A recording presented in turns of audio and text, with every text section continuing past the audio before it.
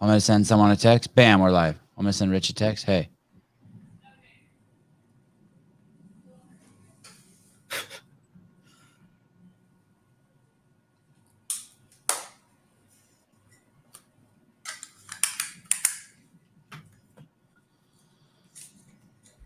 Hi. Oh, shit. I didn't say anything for 18 seconds. Fuck.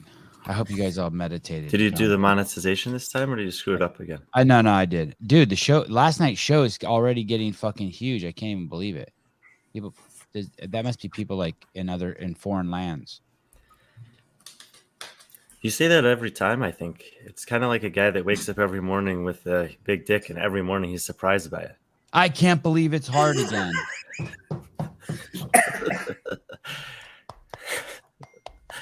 At some point, you're gonna stop being surprised by this, right? In the no, the mirror. I'm always impressed with the mirror. I'm a simple man. Normally in the mornings I drink Paper Street coffee. I did have a cup of coffee this morning. I have this machine where you put the beans in it, you push the button, and it grinds it, and then drips the coffee. It's pretty cool. But this morning, the machine needs to be, I guess it's called descaled. I don't even know exactly what it means, but it's supposedly to take the minerals and shit off of like the inner workings. I never really descale it anyway because I don't put those pills or those chemicals in my machine. So I just do a fake descale. I just like run water through it. But anyway, this morning, like anytime I need a quick cup of coffee, I step away from my beloved sponsor, Paper Street Coffee, or if my machine breaks down or whatever happened to it. And I drink a strong coffee, which I also drink sometimes as a treat before a workout with a big glass of milk. Anyway, so this if I'm on my game today, what kind of milk? I give credit to strong coffee. If I'm not on my game, fuck those guys. They fuck me. I take that raw milk, raw whole milk, and then put a scoop of that strong coffee latte shit in there. But then you got to kind of like really warm up slow. You need like then a 10 or 20 minute warm up because a pint of milk with that shit when you start working out the stomach's a little saucy. Not bad, just saucy. Start getting the gurgly guts. Here's my first sip of the strong coffee. And then the owner of strong coffee is a guy with a cool name, Andrew, Andre, Athena, Johnson, Joe, Von Rothenberger, and Sam Dancer. I woke up this morning thinking about the torque tank again, Brian. Oh, yeah. Huh. And I received a handful of DMs agreeing with me and no one disagreeing with me. I need someone to explain to me why you think it's a good idea to have a torque tank in a competition. One of the ideas we propose is it just takes the edge off of the athletes, but it wears them down. Okay, why not just fucking flog them with a bat then before they go out? Why not have them? Because the bat flogging company hasn't given them money to use their equipment. Why not just have them hold a D-ball hold before the event then? You got to hold unbroken 100-pound D-ball for a minute or something, or 2 minutes. I love that idea, actually. I do not fucking get. I thought about texting Matt this morning and even asking him. I was like, what would I want someone to do to me? It is the worst implement ever used in the CrossFit Games. It's the worst implement ever used in a CrossFit competition. It is beyond stupid. If you want competition, if you want sport, you have to look up the definition of sport and what competition is and the narrative that defines what a sport is and people competing and there a chance to pass people. It seems like I heard that. You like the sledge row workout better than the tank torque? Yes. Pounding into random, possibly different ground. Yes, all of it. Yes. Softball throw better. Yes. Way better. Million times ball better. Toss from GHD sit up. I was going to crown that event at Madrid the worst competition event in the history. Worst placement, worst event. Like it purposely went out of its way to make it the worst thing ever. You have the final event and the final movement in that event, something where someone can't pass someone else. Hey, it seriously would have been a better event if you flipped the torque tank on its back. They called it the turtle, upside down turtle, and you drug it with a rope. It would be better because then you could pass. It's bizarre. It is. Maybe someone's going to explain something to me and be like, no, you actually can pass. They like took the gear out of it, or someone's going to explain it to me. It's not just going to be money. You can't be that stupid just for money unless you're you live in Canada, unless your name is Trudeau. All right, one more minute to rant on the torque tank or whatever they're calling it. I'm over it. But I then did text JR and Taylor and said, hey, can we come talk about the Madrid programming? And they said, of course. So they'll be here tomorrow. Hey, when? Hey, are we doing in the morning tomorrow? Like I asked you?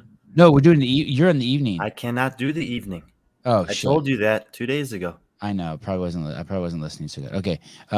Can we? And I asked you to put it on the schedule a week ago. Fuck, I'm so bad.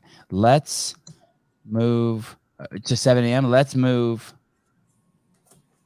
Brian to 7 a.m. please,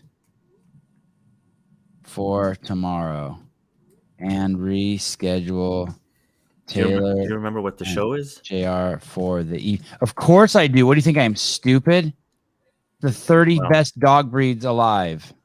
No, it's the 30 fittest women of all time. I'm actually really excited about it. I'm more excited about the bottom 20. It seems like that really ruffles people's feathers. It was tough. I think it was harder than the men, actually. And the men was hard enough. But that's not the topic today. Is Emma? I'm looking at the comments on YouTube. Emma Lawson, is she going to Proven? I think she's in Nashville. If she's not there now, she was there at some point last week with Jack Farlow, and that I don't know if they're going there or not, but it could be a good fit for her. I mean, I think. Can we see her Instagram? Oh, anyone, if for any of the athletes that you might ask me about where they're going or where they have chosen to go, I think that the disclaimer is it's not really that obvious from the athlete's perspective what the best choice is.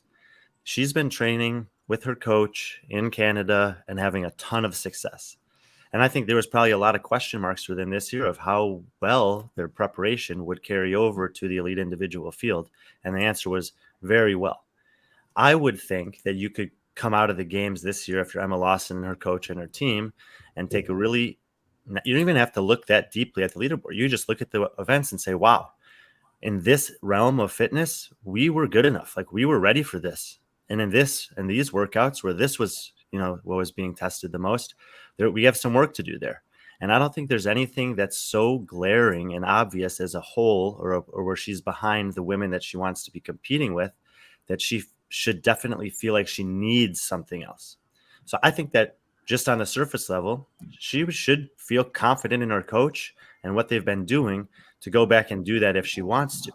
But there's other factors that weigh in. If people are reaching out and offering her opportunities, hey, if you come and train with us, not only can we provide you this facility, can we provide you this living environment, can we provide you training partners of this caliber, but additionally, we have sponsorships with this, we have financial like media things with this. So there might be other things that are being offered to her that make it worth going, even if she doesn't think from a purely competitive Like what? I don't know. If I'm Proven or if I'm HWPO or Mayhem or whatever, I would assume that there's someone on their PR, their marketing, their media, their sponsorship team that says, hey, for all the athletes that come here, if you decide to be a Proven athlete and you're already this caliber, then you're going to get a deal with Noble. You're going to get a deal with this company. You're going to get a media. Do you know if that actually exists? If it doesn't exist, I don't know why it wouldn't exist. I mean, it could be like I often think about it with like soccer because I always thought this was ridiculous. I was coaching at a high school and they said, no, we're sponsored by Nike. All the athletes have to wear Nike shoes. I'm like, Nike shoes don't match all their feet. Nike shoes are narrow. Some of the kids have need a wide toe box. They can't play soccer in a cramped shoe like that. I'm not going to force them to wear Nike shoes. So a shoe deal I'm not a big fan of a shoe deal. That's why I never liked that the games forced them to wear Reeboks because I felt like it was diminishing the potential for some of the athletes to excel if that wasn't a comfortable shoe fit for their foot. So I like that they made the change where you can wear whatever. So that's not a good one. But if you have, you could get something like, an apparel company, which is less invasive than a shoe, I would think, or I don't know, but I would at least have some opportunities available. I actually like the idea of having like a selection where when an athlete comes here, they can choose. We have a relationship with Bear Grips and, whatever Victory Grips and Bear Complex Victory Grips and Sky Hill. And we can set you up with conversations with one of those and guarantee you that you can create a relationship and have your grip care taken care of, whatever. you want to have some incentives for your athletes to come to your camp. And as some of these camps are getting more well-known and more, significant, I think sponsors would want to be involved with them. And then athletes might have, like Emma Lawson, might have multiple opportunities. Who knows? Maybe 3 or 4 different camps reached out. Well, who's got the best opportunity for me? Let me ask you. So what if a camp like HWO that's printing money right now, between all of its hands in so many good business dealings, the programming, the podium, just whatever, the programming for events, whatever Matt's up to over there, it looks like things are going very swimmingly well. At HWPO? Yeah. Do you It think looks that like that? I have my concerns. Do you think that like that Mal O'Brien gets $50,000 a year, Jason gets $50,000 a year to be an HWPO athlete? It would make sense, right? Because if you pay them to come there, you get to use their name and likeness, but also you free them up of the stress of having to generate income. You would hope that the relationship is beneficial for both parties involved. That HWPO is getting the athletes that they want because they see this potential in them, because they meet a certain creed or whatever. But I bet you Knifer doesn't pay Medeiros. If anything, it probably goes the other way around, right? Medeiros probably gives him like 3% of his prize winning or some shit like that. Maybe there was someone did a. It's interesting, right? That the coaches should be paid salary, not based on prize money winnings or something a few weeks ago. But either way, the flow of the money is different. Something like HWPO, you could see them paying the athletes. So, I'm not suggesting one is better. Maybe, but now they're bringing on more and more athletes. Can you afford to pay that many athletes? Well, you don't pay someone like Katrin. Does she pay you? Maybe. Or is it just this thing that I've been talking about where it's like, no, having Katrin here is good for our brand, and having HWO in my corner is good for my brand? Well, they're different creatures, right? Katrin's top 3 Instagram account, but there's also a risk with her too. What's the risk? I don't really see that much risk. She didn't make the games this year. Right. She doesn't make the games against next year. Okay. Then we just say, well, she's past her prime. She just can't make it anymore. The field's too good. If she do you know of any camps that pay their athletes like 100%? I do not. I never have really taken an investment in trying to. And we don't know of any athletes that pay their coaches either, right? In the past, we know that Hinshaw works for free for them, right? He used to. I don't know about anymore. And in the past, I had heard, and I'm talking like years ago, I had heard that there were, when an athlete won X amount of money, that they would give X percentage to their coach. I don't know what the landscape for that looks like now, and I haven't really pursued trying to find out. And it's not like Matt needs that money or Ben needs that money. Ben Bergeron. Oh no. I mean, I think Bergeron has created several different businesses where he has a great stream of income, and Fraser the same. And same with I bet you Mayhem doesn't take money from their athletes' winnings. No, but I think about a guy like Matt Torres. So I'm like, okay, right. Matt Torres is a coach for Brute Strength. He's been there for a long time. I know that at different periods of time he's coached more athletes, less athletes, etc. And now I'm looking and I'm saying, okay, well, he has now a pretty big group of very competitive athletes that are under his umbrella. There may be other coaches there that are helping him, but you got Danielle Brandon alone. That's a huge undertaking. Dallin Pepper, who's what do you mean by that? What do you mean by that? It's a huge undertaking. She's a massive personality in the space with a ton of potential that people love. She's very attractive. She's very good. She's flashy. She can win events. She's different than most of the other athletes. And she just got 4th place, which is incredibly promising.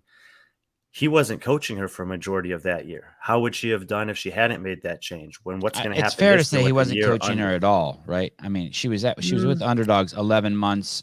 She was with Underdogs 364 days. There are different elements of coaching. So he wasn't responsible for her training cycles leading up to the games. He had her for a couple of weeks before that. But someone might argue that the mental discipline, focus, being able to get your athletes to relax or to peak for those things from a mental and emotional perspective in the weeks leading to the games and during the games is just as important as the 11 months leading into that point. Did you hear about the new implement they're putting into the games? Oh God, is it the Twerk Tank? No, it's called the Humbler. It's only the men will be using it. Did you have a picture of the Humbler, Caleb? Let me pull it up real quick. Sorry. In some communities, it's also known as the ball stretcher, the Humbler. Someone sent this to me in my DMs yesterday. They said that this would probably be better than the torque tank. What you do is you put that clasp around your testicles, and whoever can straighten their legs out the furthest while upside down in a handstand push-up wins the event. You see that, Brian? Whoever can get full extension on the Brian. Yeah, let me know when we're back on topic. Okay. So that's now you guys know why you watch the Sevan podcast. You now know 2023. Rogue will be making those that clasp around the testicles. We'll say made by Rogue. American-made leather. Yeah, thank you. It won't be steel. So going back to Emma Lawson, how we got into this. Emma Lawson will not be going to Proven, is what you're saying. In your thoughts? No, we don't know. Okay. She was It would be crazy to leave her coach, though, based on her success. She could go to Proven and not necessarily leave her coach. You can make, I'm sure that you can make arrangements and say, I still want my coach to be responsible for my training.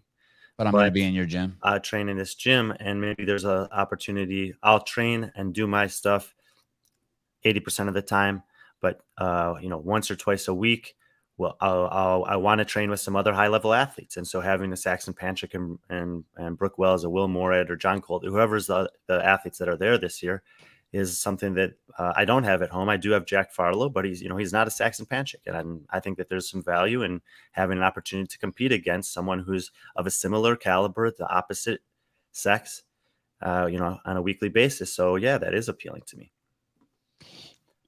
Is in this same conversation, why would she go to Proven if T is leaving? Is that Jim staying there?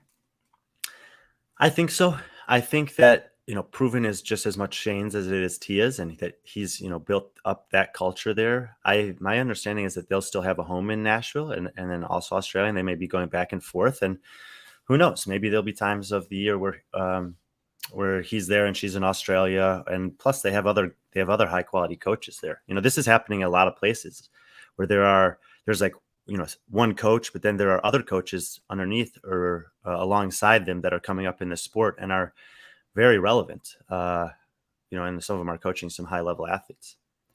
Does the men's division have and feel free to fill in any names I forget. Does the men's division in CrossFit, does the CrossFit Games men's division have an Emma Carey, a Lawson, a Mal O'Brien, a Haley Adams, and I'm making it pretty broad now. Sure. Who's some of the other new? Are there any? There's one other one, I think. Well, anyway, Olivia Kerstetter, probably. Olivia Kerstetter. I mean, these.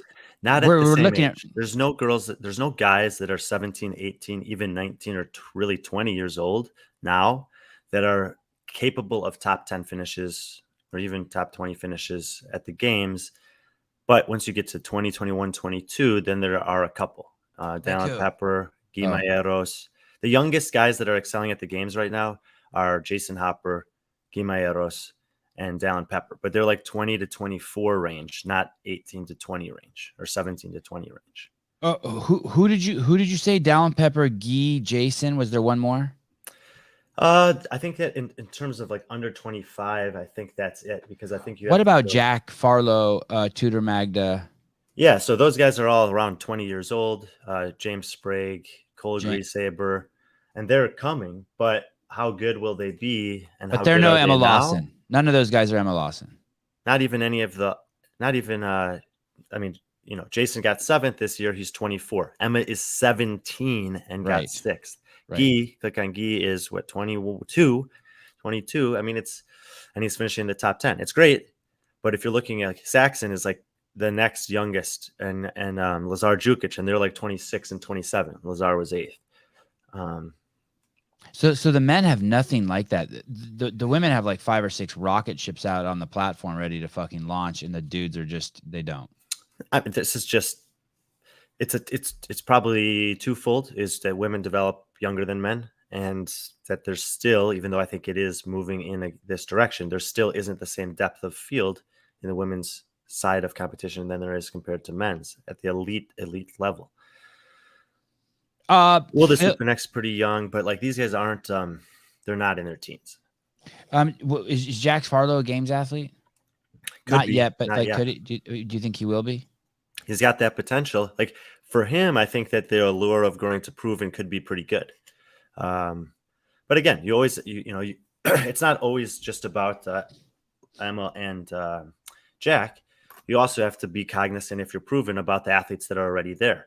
Have you talked to Cole Grieshaber about it? Have you talked to Saxon Panchik about it? How do they feel about that? Will they get along well together? Will there be a conflict?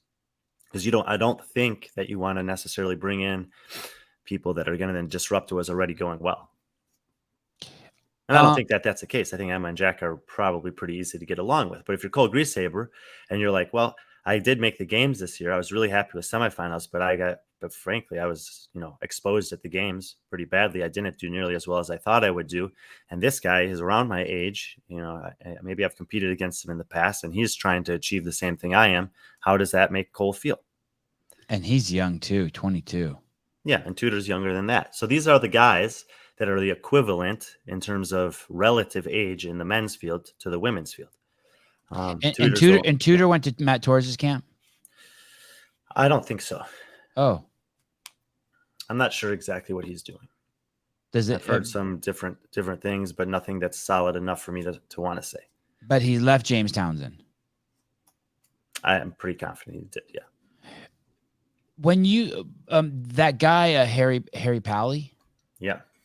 God, it feels like one of those names I'm purposely messing up when I say it right. Harry Pally, when Quant, Katrin, and Amanda Barnhart all go up to HWPO, it's pretty obvious why they're going there, right? Because of him? Yeah, I mean, Harry Pally's pulling his weight. Him and O'Keefe are really, really pulling their weight. It's a power couple, more so than ever. I was thinking last night, O'Keefe, Pally, and Fraser. Power thruple. Yeah, thruple. Thank you. But it's this. What I've been thinking about with HWPO is they, last year I feel like they were really focusing on excellence. So they had Mal O'Brien, they had Jason Hopper, and then they had Jake Marconi. And I think that the expectation for Jake Marconi was different than the other two. Personally, I feel like all three of them excelled last season. And then they, like we talked about last night, they have their online platform. Maybe they're doing a little programming in the off season. Now the landscape is changing for HWPO. When you're bringing in this many new athletes with that much name recognition, and I do acknowledge, like you said, they have Harry Pally now. It's officially part of their team. They do have a bigger coaching staff than just Fraser and Marconi. But how many athletes can you add to any situation? And in my mind, HWPO and Brute Naples are the two that really going to have to answer this year without diluting the quality of the product that you're delivering. It's very easy to program for one person. It's like having kids. Then you have two, and it's like, okay, that changed a little bit, and now we have three, and suddenly it's unmanageable. That's what a lot of couples will say. They figure it out over time, but are you giving the same level of care and attention to child number 3 and 4 and 5 and 6 that you did to child number 1? You tell me, Sevan. Well, that's Harry Pally was brought in so that because he comes with Katrin Quant. And I know I'm being flippant and I'm taking some liberty to make some assumptions, but basically he came with Katrin Quant and Barnhart, right? And so you could say that it's a wash, that it doesn't really put any more pressure on HWPO because they brought the guy. It's kind of they brought the guy that's always run them. They brought him first, and then those guys followed. Yeah, maybe. But then there's also the perspective of the public. Well, they saw Mal do great this year. They saw Jason make a huge improvement from last year in terms of his performance, execution, discipline, and mental attitude at the games. And then, and that's really what people are looking at. So is the expectation that, okay, Barnhart's going there now. She just had her worst finish in 5 years at the game. So we bet, we can pretty much guarantee she's going to rebound and be back in the top 10. Is HWPO good enough to guarantee that Amanda's going to improve on her performance from the games this year? Or Is her performance at the games dependent on programming? Or is the women's field just getting better? And even if she's just as fit or fitter as she's been, it's not good enough to have 7th and 8th place finishes anymore. We don't know that. And so if a Barnhart comes through this season, does HWPO, everything looks good, has a nice semifinals, but she finishes 18th instead of 14th in a women's field that's really, really good, is that a black mark for HWPO? Do they fail with Amanda Barnhart? Is that a bigger risk than Katrin Davidsdottir? Talking about Katrin Davidsdottir, I'm guessing she's sitting there holding her cup of coffee or Beam or whatever the fuck she's selling. And she's saying to herself, in the past, I didn't make it one year. I buckled down. Like, so she went to the games. I don't remember what year it was. 2012. And then in the mid-20s. And then in 2013, she didn't make it. Yep. And then in 2014, she was back in the game. Oh, 1 year off. 1 year off. 2013, she made it. 2014, she missed it. Okay. I'm guessing she's telling herself right now that she can do that again. That's her hope. I'm guessing that's her dialogue. Hey, I missed it. I missed it before. I got my shit together. I came back. I can do it again. Yeah. I mean, that's what you draw upon. The first time that I got fired or from a job or was forced to leave it with no future plans, that was a dark time for me. I had no idea what was next, but I got through that, came out and had another great job. And then later on, I had another situation where I was forced to leave a place, and I was able to draw on that previous experience and say, well, I've been in a situation like this before, and I know how to get through it. So yes, certainly she can draw on past experience here. But that was 7 years ago. That's okay. I'm sure that year is still very vivid in her memory. And so she came back and won the games her first year back. Mm-hmm. What do you think? You think she's going to the games next year? Honestly, part of that depends on the season layout. But if not knowing it, oh yeah, she did make it. She made it 2012 and 13, missed in 14. And then came back to win the games, which is pretty crazy. To win it for 2 years. I would, if I was betting, not knowing it, what the season format is, I would bet on Katrin to make the games and finish inside the top 15 this year. Oh, you're out of your mind. And I think you're out of your mind. Okay, we'll see. You're out of your mind. She's done. She's toast. She's toast. I have it written here in my notes. She is toast. I think you're just hungry. Maybe she might be hungry, but you're hungry for toast. Oh, you haven't had it in so long. Katrin, I have not eaten, and I'm approaching 36 hours. Katrin is telling herself she missed the games before, and she can come back again. Here's the thing. Do you think she even knows what she's missing? Like, do you think she was like, yeah, I fucked my diet up, or yeah, I cut my training back, or I overtrained? Do you think she knows? Do you think she even thinks she knows? And the second part of that, was she with Harry Powley in 2015? Building up to the 2015. Do we know that? The answer to that? I don't think so. She was with Ben. She's always trained with Ben. I know, but wasn't Ben?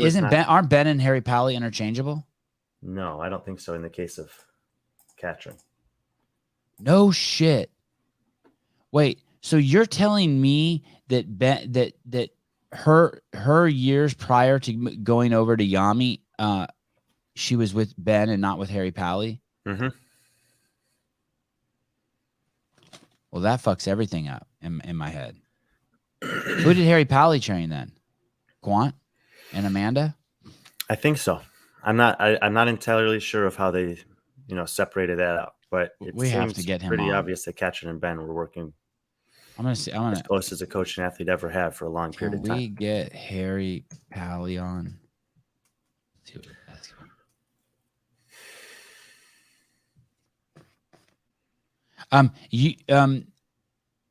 Why do you think that it wasn't suited for her over in Iceland with her best friend Annie Thorsdottir and the the proven coach Yami Tinkinen? I don't think that when I'm assessing Katrin's season last year, I mean, it really just comes down to semifinals. Like, I just look at her semifinal performance and I ask, like, what happened there? And it wasn't good enough. She missed by 6 points. It's a really small margin to miss by. She had 2, bad finishes. 11th place on the lifting is not that bad for her. But the 18th place on the other 2 workouts, that's not good enough. She had a 1st, a 3rd, and a 4th to go along with those finishes. So she still has, obviously, the potential to be very good. The thing is that the bigger concern is that the girls that beat her didn't do great at the games. Emma McQuaid and Jacqueline Dahlstrom, they're mid-teens to up, pushing towards the top 10. But Turi regressed this year, finishing 22nd, and then Solveig Sigurdardottir and Elisa Fuliano didn't do great. Maybe Solveig wasn't at 100%. Elisa Fuliano doesn't even consider herself a full-time athlete and managed to beat Katrin. I just think that she took this season for granted. And I think that she won't do that this year. And I think that she's still good enough to compete and to make it. And so that's why I said that I'd bet on her. I don't know if I got this impression from Yami or just, all the general chatter in the past year about Katrin, but in summation, I'd say that that people see her as having too many holes in her game, that she didn't keep up with the pack. That she was there with comp train for however many years, 8 years, whatever, 6 years, and there were still holes in her game that were never fixed. And that when she went to Iceland this year, Yami said he's going to start working on her holes, but it's not enough time, which is a weird thing to say about a 2-time CrossFit Games champion. Maybe something doesn't comport. Well, she's always been, the biggest hole in her game has always been the upper body pulling. And that was one of her 18th place finishes, was in the Lagos rope climb event. And if you're going to have a finish like that at semifinals, you can't afford another one. And she had another one, and so that kept her out. But we've seen, let's just look at Laura Horvath this year. We talked about it last night. She took a last place on a workout, and she still found her way to third on the podium. Like, you can overcome a bad workout. Since she's won the games, it's not so easy to overcome bad workouts because Tia's been there, and she doesn't have those. So she doesn't have those, does she? She's got less in her career than most people do in a year. What about this? Maybe all the money is burning a hole in Matt's pocket, and he just feels like he needs to expand. Well, I mean, it's a challenge of every business, right? When you're successful and you have more opportunities and you take those opportunities because it feels good or the right thing to do. But you always have to ask yourself that question: do I have the bandwidth to do it? And so now, this is, and for them, I'm not worried about their program for the masses. I think that's always going to be high quality. But when you bring in, because Annie's the alpha there, yeah, but she knows that going there, and they're friends. I don't think that's a reason why she didn't do well. Anyway, not why she didn't do well, but why she's not staying there. I think she knows that Annie doesn't want to share Yami. Well, where's she living? That's a good question too. I don't think I don't know if she's living in Iceland anymore.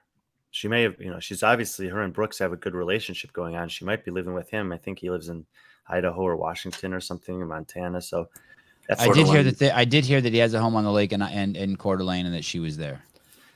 Yeah. So, Yami might be. I hope she runs into Greg when she's there. I hope she runs into Greg when she's there. That'll be cool. She can tell him I'm out. They can, anyway, Yami might just prefer to have athletes that coach them in person. And, but she's also always had an in-person coach, right? She moved to Boston so that she could be there in person with Ben. She moved to Iceland so she could be there in person with Yami. Now, if she's following HWPO and she's living in Idaho, she's not going to have that one-on-one, that touch, that eyes on her every single day that she's used to. So that's, it's a secondary change for her in that regard. And I think I did see something that Lauren Khalil published at the Morning Chalk Up. I think it was there. Or maybe it was something Sean said. I can't remember, but someone said that this group is not moving to Vermont. Right. These new athletes, Sam Quant, Katrin, whoever else was on that list, Amanda Barnhart, that they are not moving to Vermont. Right. Danielle did move to Florida. She's in Naples now? She is, okay. What happened with Gabriella Magawa? She's leaving, what's it called? The program? With John Singleton. Twofold. What happened over there? Why is she leaving? What's the real reason? Not like, hey, this is the natural evolution. And will she be staying in Mallorca, Spain, that little island, or is she jumping ship?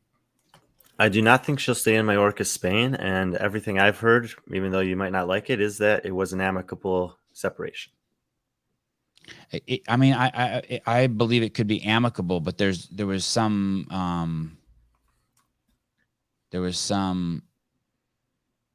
something happened. Something wasn't being fulfilled, I'm guessing. If that's the case, I don't know it. But you're close with Christoph. You've talked to him about it, right? I have not. Oh, and Christoph is, according to whatever video I watched yesterday, last night, or riding the assault bike at 11 o'clock at night. Christoph is leaving also. Mm-hmm. So they're going together. Yeah. You think that they're going to Proven? I don't think so. You think they're coming to the United States? I haven't heard that. I really haven't. Both Gabby McGowan and Haley Adams, I have not heard hardly anything about what their intentions are in terms of training or living this year. So I'm sorry if you're hoping to get that information, but I don't have it. Mm. Why did you bring up Haley Adams? Those are the two big names on the women's side that I haven't seen anything about, and it seems like you're making your way through the list, so I assumed you would get to her eventually. Because there are rumors that that she was going to HWPO. Oh, Haley? Yeah. Well, just in general, rumors that she's not going to train with Mayhem anymore. Yes, some people had talked about that. People obviously acknowledge the relationship she has with Mal. They've become good friends. But yeah, I haven't heard anything solidly about what her plans are. Rogue Invitational. Mm-hmm. We know who's going now, right? I don't think we have the entire field, but a good portion of it. I think that Patrick Clark's keeping up to date on the morning chalk up with that. Why wouldn't we know the entire field? Because they did the invites and then they did the qualifier. But they don't announce the people who declined the invites. So if we go on there, well, the easiest thing to do is probably to go to the morning. Like you can go here and you could scroll through all the names, but on the morning chalk up, we can just pull it up in one spot. And it'll show the whole list of people who have either been announced as confirmed by Rogue or have announced on their social media. So in the women's field, that's including the 5 athletes that are guaranteed a spot through the qualifier. There are 16 known spots, and in the men's field, there are also 16, including those 5, which means that there are 4 spots in both divisions which are currently unknown. And in the case of the women, if you just were to compare it to the games field, you can see that Tia is an unknown, Mal O'Brien is an unknown, Laura accepted, Danielle accepted, Brooke Wells unknown, Emma Lawson accepted, Cara Saunders accepted, Gabby McGowan, Haley Adams, Alexis Raptis, Ariel Lowen, Emma McQuaid. So you're saying Cara Saunders and Amanda Barnhart are not in? Cara Saunders and Amanda Barnhart are in. Oh, okay. These are all in. So I'm saying if through 15th, my understanding is that they invited down to 15th. We have not heard from Jacqueline Dahlstrom, Christy O'Connell, Brooke Wells, Mal O'Brien, and Tia Claire Toomey. And Bailey Rogers. Those are 5. Those asterisks means they made it through the qualifier, online qualifier. But that's 5 women that are in the top 15 that have not confirmed or denied, but there's not 5 spots available. So Rogue knows that at least one of those have declined an invitation, and they offered an invitation to Annie Thorsdottir, who is the first athlete, male or female, that they announced that was coming. And so wait a second. So is Annie a backup? Yeah, it's an invitational, so they can invite whomever they want. Why didn't they just invite her from the beginning? They might have. I'm not sure. Oh, okay. But we don't exactly know. Originally I thought they were inviting 10. Haley's going to Rogue. That's what we said. Okay. Anyway, I'm just repeating. Kelly, you need to get out in the sun, buddy. Just a little bit, not a lot. Just small doses at first, 10 or 15 minutes at a time. Devesh, I'm guessing you don't need to get out in the sun too much more. Okay, just by your name, just racist. Okay, go ahead. Anyway, I knew that they were inviting the top 10. I knew they'd promised 5 through the qualifier. The other 5 spots, I wasn't sure. So then one of the first people to announce that they were going for the women was Ariel Lowen. So I knew they'd invited beyond 10. And Nick Matthews, one of the first for the men, he finished 14th. So I knew they'd extended quite a ways down. Now I didn't know if they extended down the list because people in the top 10 had declined or because that was always their intention to go through 15. But as soon as a spot opened up, I'm guessing that they reached out to Annie. And he offered that first spot. We're just assuming here, we don't know. Let's just say that was Tia who said, I'm not coming this year. So they said, okay, well, we'll invite Annie. And let's just say that Brooke also said that she's not going to go. Then they have a choice. Are they going to invite another person, like maybe a Katrin Davidsdottir, or are they going to give an extra spot to the qualifier and invite Matilda Garns, who is 6th place in the queue? Maybe I'll text someone and ask if Tia is going right now. So as spots open up because athletes who were invited decline, then Rogue has a little bit of liberty. And on the men's side, it's similar. I think actually on the men's side, it's similar but different, where they have, I think all of the top 10 are going. I said they're going to go. Quant, Adler, Hopper, Jukic, yeah. And then it gets down to number 11, Saxon Panchik. So basically the proven athletes have not committed to going to Rogue. They have committed to going to the Down Under CrossFit Championship, which is there's obviously some incentive for them to go there. Tia's going and competing with Brooke. Saxon's competing. Will Morad's competing. So they're proven as a training camp is prioritizing Down Under CrossFit Championship over Rogue. At least that's what it appears like. And that's a pretty significant decision for the athletes. So there must be a big incentive for them to go to Down Under if they're foregoing an opportunity to go to Rogue. Which athlete in particular did that? You said Saxon. Wow. Brooke Wells, Saxon Panchik, Will Morad, Tia. They're all competing in some capacity. They're all proven athletes that are all competing in some capacity at the Down Under CrossFit Championship or Challenge. I apologize. I don't know what that. What's the date on that? I can't do both. Rogue is like Halloween weekend, and I think Down Under's 2 weekends after that, 3 weekends. I wonder why. Isn't Rogue's got to be way more prestigious and more publicity? Mm-hmm. Yeah, and more prize money for sure. So that's why that makes no sense. All you can do is start to speculate, and this goes back to earlier conversation. What is proven, promising them, offering them, providing for them that makes them say, yeah, well, if that's the case, yeah, we'll go Down Under. I mean, that's a huge. Maybe it's just a opportunity to go to Australia that you've never had before, and you're going to take it. Saxon's competed at Rogue in the past. Why can't people do both? You think they're too close to each other, the competitions? Felix, we know. Everyone knows. Felix, take your mask off, buddy. Take your mask off. It's okay. You're good. We're all good. You could do both, I guess, but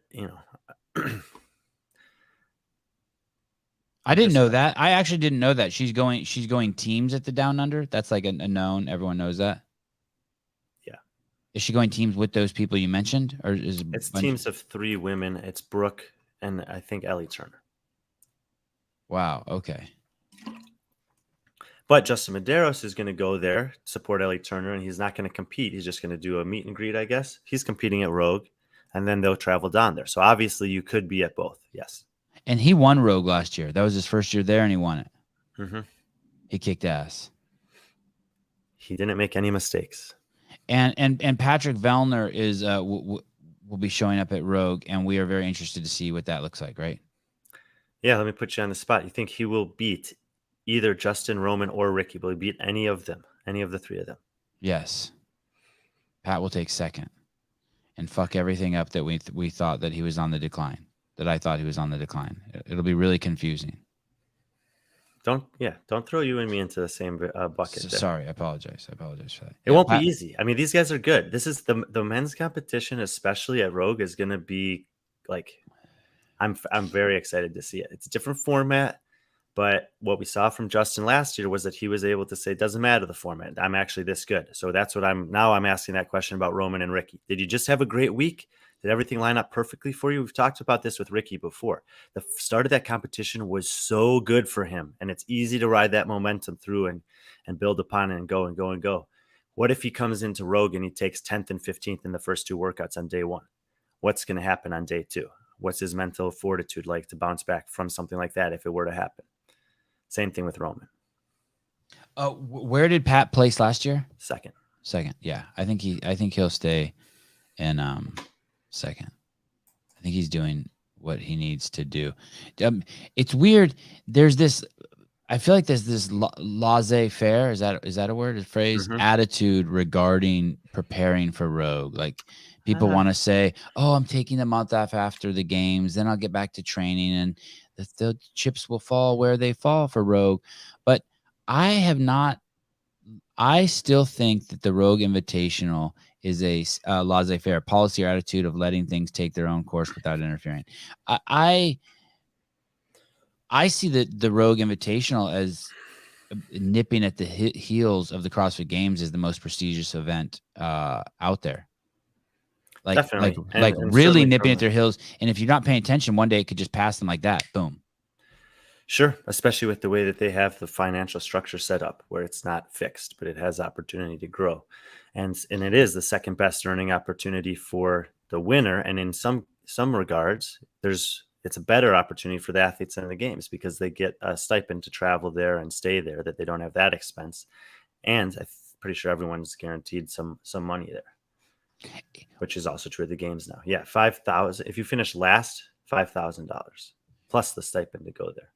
You could argue that the only thing worse about the only places that the Rogue Invitational has maybe a deficit on the games, if you value these two elements, is it doesn't have all the community support that the CrossFit Games has because of the affiliates and the people just affiliated with CrossFit Inc., CrossFit HQ.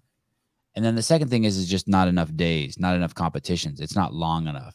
It's just your traditional competition. It's not a sort of this week-long festival that takes over a Maybe. town. I think there's a potential for a shift in the landscape in terms of competition, though. I think that in some aspects, and you even see this with Wadapalooza this year, that people are realizing that the long competitions are hard to get people to come to. I Hard to agree. get people to tune in for. I agree, but that is and there might not be a room for a lot of them. I totally agree. Not everyone should do that, but that is the cool thing about the CrossFit Games, right? You go to Madison, you hang out. If it's long, the whole town has been taken over. There's posters in the airport. While you're at breakfast, you see Justin Medeiros is sitting on one side, at the breakfast place. I mean, it's the world's smallest big town or whatever you want to call it. And the week just goes on. You could bring your family there. There's a lot of different events. It's safe. And there is a place for that. It Sure. feels like a week-long concert. Yeah, and then for the athletes, it's another element of what's being tested, which we've often talked about, which is that ability to recover day by day, event by event, to stay focused and in it for 4 or 5 days. In that Why regard, does Rogue do it in Austin? You think that they were banking on just how Austin's like a super fitness community? Because the stands did seem empty last year, and it was a beautiful event, beautiful venue. They claimed that they had sold out a majority of their stuff. They may not have made every seat available for sale. Okay. And then sometimes the camera angles, like that could have happened at Caja Mágica this past week with Madrid. Sometimes the camera angle that you see is just it's framing the athlete, shows behind them the empty because all the people are piled into the front to see because they want to see the front on view. From this perspective, great find here, Caleb. We can see it looks like in the infield there that everything's full. Yeah, wow, Caleb, proving me wrong again. But if you flip it around and look at the outfield, it looks empty. Yeah, go ahead, Caleb. I'm pretty sure they left all the outfield empty, like where the berm was. Like nobody was sitting out there. Laissez-faire. Is that how I was supposed to say it? Laissez-faire, not laissez-faire. I can't believe Sevan just said. I can't believe I said it either. I can't believe I say half the shit I say. Brian can't believe I say 3/4 of the shit I say. Caleb believes it all. Olivia Kerstetter will make her debut as God, this almost feels like it's a real sport, as a professional CrossFitter at the Rogue Invitational. Cool place to have your coming out party, or scary because it really is the best in the world. No, you could argue that the Rogue is the best in the world and the CrossFit Games is not. That every athlete at Rogue is the best in the world and the games is not. I mean, it piggybacks off of the games. I mean, I know it's using the games to make those calls. I can't remember where I wrote about this. I did write about an article about the qualifiers coming up. The yes, they're inviting is, the best finishers in the world from this past season, the 10 or the 15, in one case, the 20. But as soon as you open up the door for the qualifiers to come in, then you're getting, and these are incredibly fit people, like, don't get me wrong, but you have guys like Scott Tetlow and Jack Farlow in this competition. There's no chance that those guys are top 20 fittest in the world, not even close. But they're really good in the online format. They followed all the rules.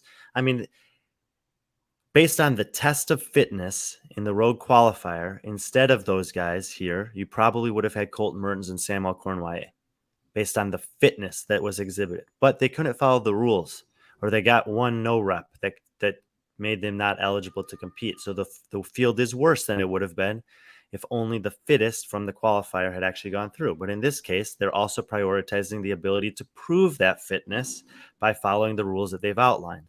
And those guys were unable to do that. So these guys are the beneficiaries of it, but it dilutes the overall quality of the field. Great opportunity for Scott and Jack, but they're going to get their ass kicked at Rogue. Caleb, can you pull up the this is going to get nasty here between Brian and I. Stand by, everyone. Can you pull up the top finishers of the men's CrossFit Games? We're going to see, have Brian stick Farlow and Tetlow in there. See where last behind every single one of them. Oh, please. Oh no, the entire games field. Please, yes. Down through 40. Oh, yeah. Well, just skip to 20. Yeah, but just start at the bottom. Go to 40, and be careful. Keelan Henry's coming on the show tomorrow. Don't make me say anything bad about him. I'm gonna be honest. I cannot accurately say how good Keelan Henry or Artur Semenov is because they were definitely both injured throughout the entire games. Keelan obviously had to withdraw. Okay. I have no idea if Scott Tetlow could beat Keelan Henry in a competition or not. How about August Riquelme? Would Tetlow have finished higher than 38? That's not higher than 38th is irrelevant in this conversation. I would take Scott. Your Honor, Tetlow. the witness is being hostile and refuses to answer the question. I would take Scott Tetlow and Jack Farlow in a live competition over Augustine Riquelme. And how about the guy above them, Georgos? About this level, similar. Okay, all right.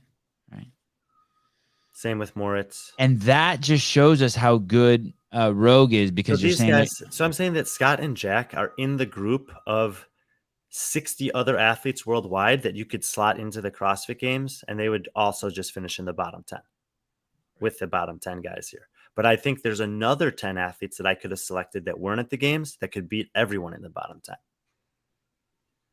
What happens to Colton Mertens? I heard that if he didn't make Rogue, he was going to go to some other event. What event was?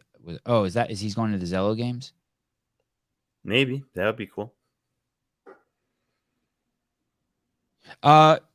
Olivia Kerstetter, going back to her, can we look on the Rogue site? Can we see the list? But of even women here, who are like going? Colton Mertens and Baden Brown, 31 and 32, I would take them over Tetlow and Farlow. Right. Good answer. Can we look at the list of women who've qualified or who will be attending Rogue? Is there anything on their site that's official? Nothing against Patrick Clark's list. I'd just like to see what they're claiming on the Rogue site. How's Kerstetter going to do? Will this be humbling for her, or will this be like a fucking her announcement to the world? Like, yo, is she going to win an event there? If Tia and Mal don't show up, that's a big opportunity for everyone to potentially, win some events, because I think that between the two of them, they could have won half the events there at least. Do we know what any of the events are at Rogue? I don't think so. No, what I was going to say about Olivia earlier is this is a great opportunity for her to make her debut because, first of all, there isn't a lot of risk involved. There's no, your way is paid to go there. You can go and compete freely. You're going to leave with some prize money, and you're going to leave with a ton of competition experience. The competition experience is going to inform you in the same way that the games did for Emma Lawson this year, of the things that you're already good enough at to compete, the things that you're close, and the things that you're not.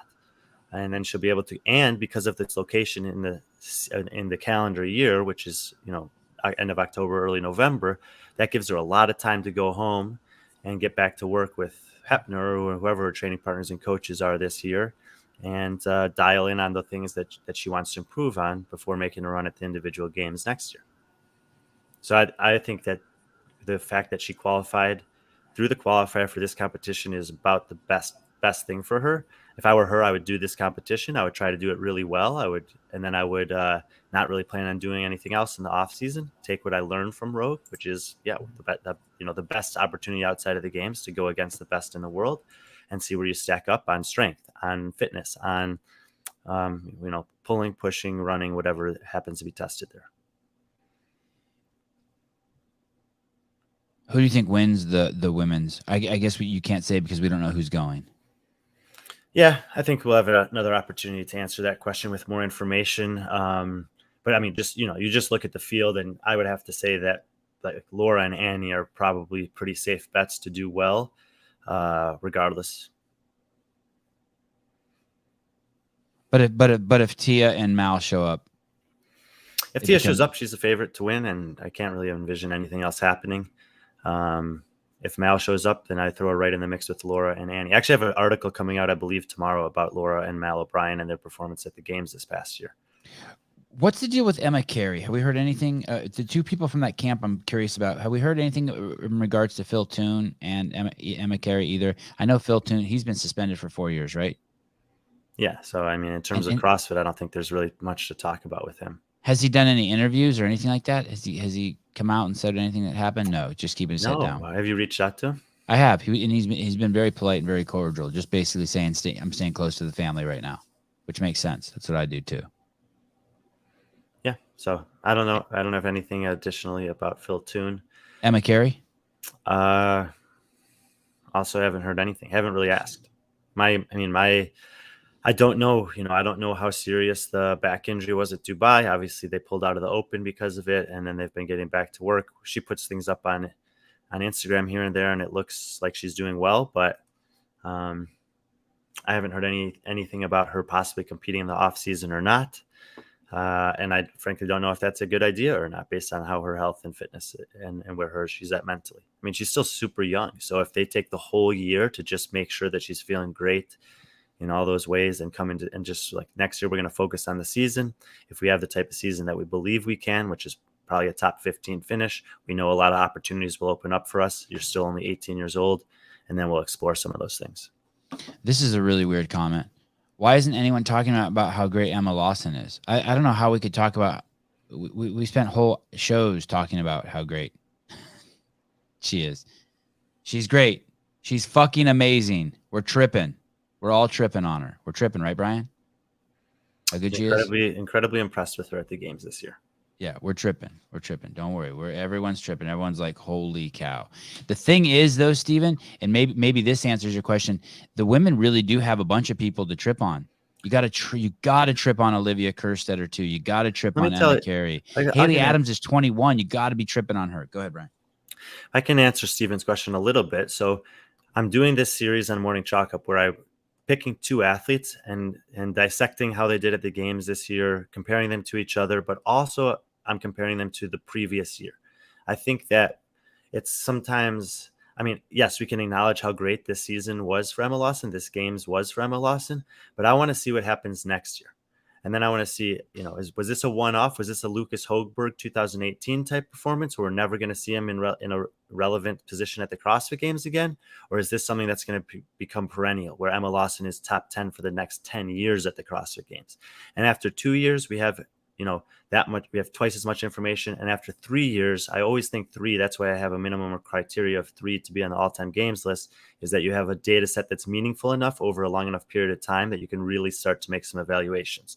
So that's why I'm writing about, and I do understand that I wrote about Roman and Ricky, and you could say it's like their first competition, but these are guys we've known about for 5 years and have been waiting to see this happen. So it makes sense to evaluate them. And we have like relevant competitions against other elite level athletes at other competitions that we can point to and say, this makes sense because of that. And now that we've seen this. So that's why I'm focusing on Mal this year. I didn't write so much about Mal last year because it was like, yeah, that was amazing. But is that repeatable? Well, now we know that it's not just repeatable, but she improved upon it. And so the next question is, how good can she be? What does next year have in store for Mal? When does she win? Well, yeah. As soon as Tia steps down. Patrick Clark, Phil Toon moved back to Arizona. Looks like he's doing more weight training and bodybuilding, which his girlfriend is highly involved in. I think, Caleb, you showed that on his Instagram also. Is that right? Yeah, it looked like he was helping some guy train for the quarterfinals or something, but otherwise that's pretty much it. Johnny says Phil's working in an Amazon warehouse. Probably. This is your speculation. You should have put a comma after warehouse. Yeah. That guy's probably working in an Amazon warehouse too then. Okay. When I think of we talked about Katrin, I think she's toast. I think about Chandler Smith. I think the same thing. As much as I love the guy and wanted to see him do well, it just seems like I think he just likes saying stuff like that. That people are just toast. Yeah. Yes, I do. But I wouldn't say I just like saying stuff like that. I do like making predictions. He came in through the qualifier. Is he even going to finish top 10 at Rogue? Chandler Smith's competed at Rogue 3 times. He's finished 5th, 4th, and 8th. And the last time was 8th? Yeah. And so this year he falls out of the top 10 and then falls into obscurity and becomes a recruiter for the Army. We'll see. Yes, I mean, I've already said how good I think this top 10 men's field was at the games. And so, to finish in the top 10 at Rogue is a good accomplishment. And if you came through the qualifier and are able to do that, I personally think he's the only person who came through the qualifier who has a chance to finish in the top 10. And if he does, I think it'll be towards the back of the top 10, 8, 9, or 10. I think that's about as good as you can do. It's not because he's not good. It's because these guys are really fucking good. Do you consider Chandler Smith a CrossFit Games athlete? Yeah. How can you? What do you mean? When's the last time I went to the games? Last year. He did go last year? Yeah. How did he do? He missed the cut by 1 spot. 21st. All right. Fine. You win. Chandler Smith. Good job, buddy. Rooting for you. Brian Sevan, how about honestly, it's one of these weird situations. He competed in 2019. No one knows how the fuck he did because he didn't make the top 10. Well, he got cut the event right before it. And the other people who got cut at that time were Cole Sager, Travis Mayer, Sam Quat, Logan Collins, Pat Vellner, Lucas Holbrook. That's the group he was in that year. Then next year, 2020, he competed online. He missed making the top 5 by like 1 point to Jeff Adler. If he'd made 1 point better, then we'd have this totally different perspective of him. And then last year, he missed the cut by 1 spot. So he missed the cut by 1 cut. He missed the cut by 1 point. He missed this cut by 1 spot. So we actually haven't had a chance, even though he's made the games 3 consecutive years, to see him finish the games ever. And unlike Danny Spiegel, who I've made this criticism of before, it's like he was as close as you could be. And of course, it's not any of their faults that the format was like that in 2019 or 2020. And in 2021, I mean, someone has to be the last guy out, and it just so happened to be him. If he makes the final 20, does he do better than, let's just, Will Morad, Jason Hopper, Hepalainen, Baden Brown, Royce Dunn, Andre Houdet? Maybe. I would say he could have beat 5 of those guys over the course of the weekend if he'd had a chance to, but he didn't get the chance to. And that was, he just didn't do well enough. But that's, and I still, I believe him that he was not able to breathe well at the Granite Games. I've never seen him look like that. I mean, he's had bad workouts before, but that was something totally different. That looked like a different human in terms of an athlete competing than I've ever seen from him. And so, he did great on the qualifier. Now we'll get to see him compete live this year against some of the best, and we'll have a better opportunity to say how good he actually still is. What's that called in basketball when you shoot a basket and the guy and the ball is on the way down and you're not allowed to swat the ball away? Goaltending. That's why I say things like that. So you can, I shoot some far outside shots and then you can goaltend them and just fucking slap them away and be like, nah. You still get credit for the basket though. On my watch, you will not put Chandler Smith in a wheelbarrow and take him to the local graveyard. You will not. Brian Friend is here. Chandler, you've been saved. Brian Smith will not let me wheel you to the morgue of dead CrossFit athletes. Brian Sevan, how about a show, Jeremy Eat World, how about a show on the Legends Master Qualifier and Championship hosted by Mayhem? I don't even know what that is. This is one of those things. I have infinite respect for the Masters competitions, for the Legends competition that he's talking about, the Masters Fitness Collective, for all of it. But in every media venue that I've tried to promote the Masters coverage, for as many Masters as there are, and we know the numbers when they sign up for the Open of the age group divisions is rivaling the individual Open division or the Elite division. There's just Don't read the comments till you're done with your thought. There's just not like when we put content out, video or written about masters, it doesn't get good feedback. So there are all these people doing that, but when we do take the time to talk about it or to write about it or to profile it, they're not watching, they're not reading, they're not clicking on it. And so, and if you're a company like the Morning Chalk Up and you see that, then you're like, okay, we're trying. We've put this out there and it's continually yielding 20% of the clicks or the views or the reads as the content on the individuals. And it's only producing 70. I'm making these numbers up. 70% of the attention when we put out stuff on the teams division, TEAMS. So, and this is a conversation I've had over and over again, because I am always pushing for all of the athletes and all of the divisions and all the levels for having notoriety and recognition for what they're accomplishing. But when, it's like one of those, it's almost like a kid that's just like complaining. But then when you give them what they want, they break the toy in the first day. And then it's like, well, great. Glad I spent $500 on that. This is a little off subject here, but to answer your question also, not to answer your question, but just a funny side story. And I know a bunch of you have heard this before, but last year at the CrossFit Games, Brian was doing media for the CrossFit Games and he had a lot of downtime. And one of the times when he had downtime, he had called into the podcast. We'd send him a link and he was reporting to us what was going on. And in the middle of that reporting live stream we were doing, he said, I asked him, how's James Hobart doing? And he goes, well, funny you should ask. I'm sitting somewhere where I can see him competing right now. And Hobart was in the Masters. And Brian turned his camera around and went into the media pit. And Brian did know that you weren't supposed to film for the media pit for outside organizations, but he did it anyway without thinking because he was just excited because it was a Masters event and there was James Hobart there. James Hobart was literally this big on the screen. You couldn't fucking identify him. He was tiny. Tiny. I don't like to put my fingers like this. It's tiny. You couldn't see it was him. And he was fired for filming the CrossFit Games and promoting the Masters and streaming on the Sevan Podcast for 8 seconds. I mean, it was fucking nuts. So Brian, if he gets anywhere near the Masters, he gets jinxed. And yeah, so that's that. Speaking of Masters, Rich Froning and team went to Europe. Italy? Yeah, that fucking trips me out. And I had text Rich a couple of days ago, and he said I was in Italy, and I didn't even put two and two together. I just assumed he was there, like with his wife and his kids or something. But he went there with the Mayhem team and competed. Yeah. Yes. Why? Why is someone like Rich Froning, who wants to be at home, who's a fucking homebody, why does he go to? So he was there with his family. Well, shit. All right. That explains it.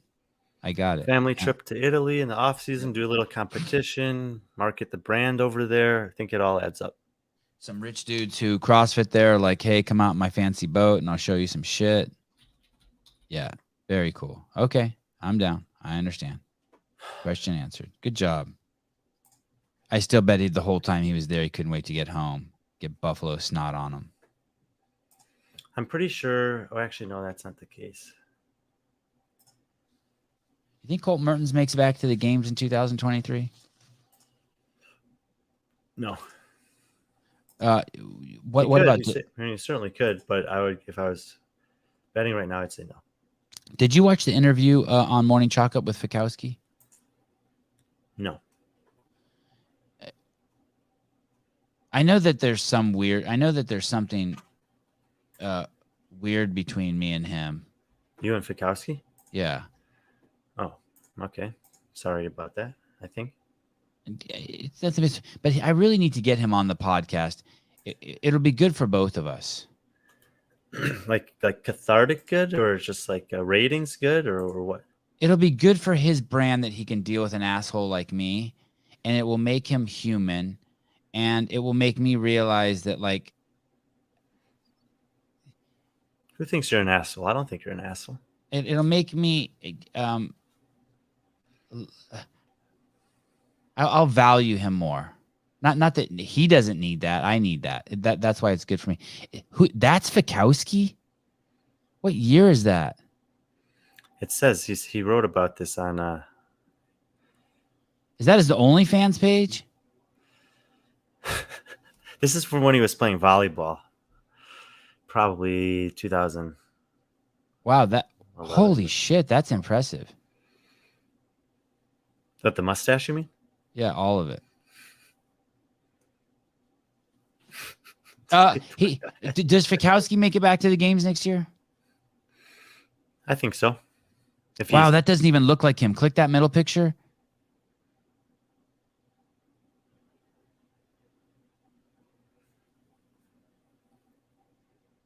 Wow, impressive. All right. And he got a kid now? Mm-hmm. All right. Well, I think I've made it through all my notes. Anything? Any stone? I'm sure there's some stones left unturned. Anything you'd like to add? Anyone want to call in? We'll give you guys a few seconds. Anyone want to call in? Have a banter? Have a stab at Mr. Friend? Ask Caleb why he's not seeing patients. The CrossFit Crucible, the Crash Crucible is happening, right? We're October 1st. 18 days out, 19 days out. Maybe it's that weekend, October 1st, second weekend. Might start the Friday before. And are you going down for that? No, I'm running a competition at my gym that weekend, and I'm not very happy about it. That I can't do both. Does JR's event at the Crash Crucible, does it start on the 30th? Maybe, yeah. Friday? Yes, does it start on Friday? What's it say? 9:30. Okay, so that's Friday, September 30th. Then it goes October 1st and October 2nd. Is there any way to watch any of that? Will anyone be streaming any of that? I think he intends to. I'm not sure exactly what the plan is yet. And if you're an athlete and you want to compete in that, has the window closed? I don't know. So there was a qualifier. I'm not sure of the process for filling out the entire field of athletes. God, you're making me feel less bad for not following this closer, since I'm a huge JR fan. And it's just been tough for me because I was planning to be intimately involved with it, and then actually I think both of us actually changed our competition date without telling each other to the same date, and then I was unable to do it, and it's basically been devastating for me in some regards. So has it challenged your? Has it put any weight on your relationship? Any tension? No, he told me he just was making me feel bad about it the other. No, I'm just kidding. Jeremy wants his money back after Brian crapped on Masters. Next time you want to give money, just don't. He's hearing what he wants to hear. So. Jeez. I'm not crapping on the Masters at all. I'm just saying that every time that we've tried to build them up and put stuff out, they're not digesting that information as readily as they are there's a group of people that are vocal about the fact that they want more Masters coverage, but when we put more Masters coverage out, there's not a big backing behind that. So it's a small group that's being vocal about it, and the masses aren't rallying and supporting it when it happens, and that makes it difficult for media companies to justify doing it. Do you think it's because they're too old to figure out where to watch it? Some of it is articles that are written that they're not reading. It's like I don't think they're too old to read. Someone called in and it's a reverse problem for the younger generation, is that they don't have enough patience to read. Someone called in and I fucking hung up on them. Unbelievable. Unfucking believable. There was a comment here I wanted to Sevan, thoughts on Monster being a sponsor of Crash? Get that money. Are they really sponsor of Crash? Mm-hmm. Yeah. They're like a caller. Hi. Maybe you are in there.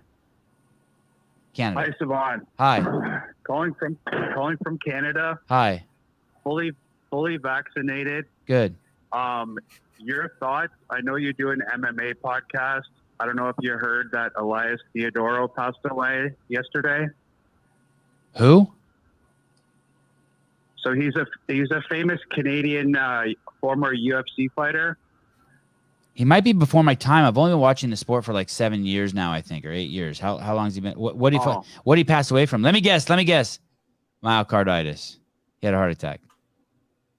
No, actually, it was reported liver cancer, but he kind of kept it private. But he was only He was only 34 years old. My next guess then would be after that is like drinking or pain pills. I mean, those dudes are notorious, right? So are you think it's vaccine related? Everything is vaccine related in Canada. You know that. So are my days numbered because I'm Canadian? I don't know. I'd have to see. How many boosters have you had? Have you had 12 boosters? Close. There you go. No, Yes. I'm strong. Your days are numbered. Yeah, I think that was it. I mean, like, it's crazy too. I mean, like, with all the fucking young athletes just dropping dead everywhere, it's kind of scary. But like, if you put two and two together, you obviously like kind of see what's going on, right? Tell me.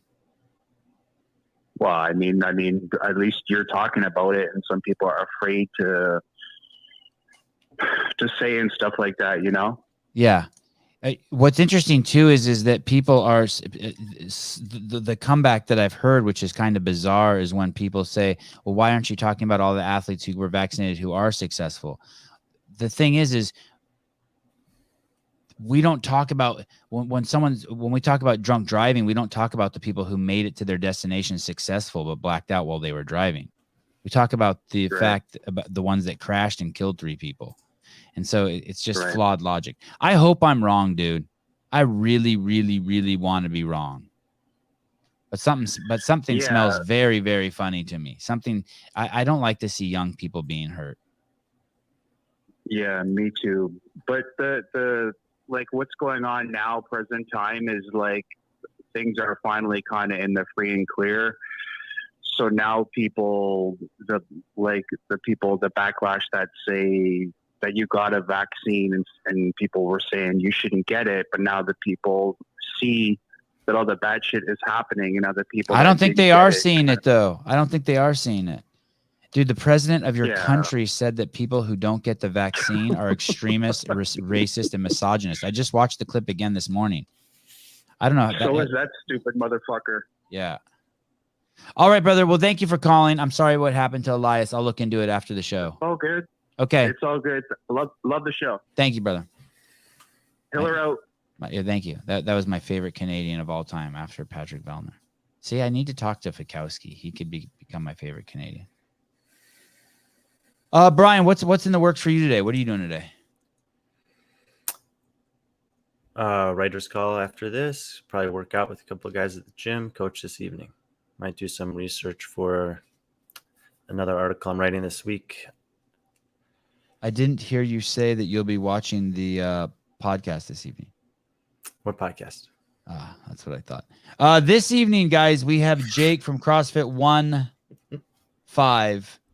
It's our first affiliate on the affiliate show that's out of the country. Jake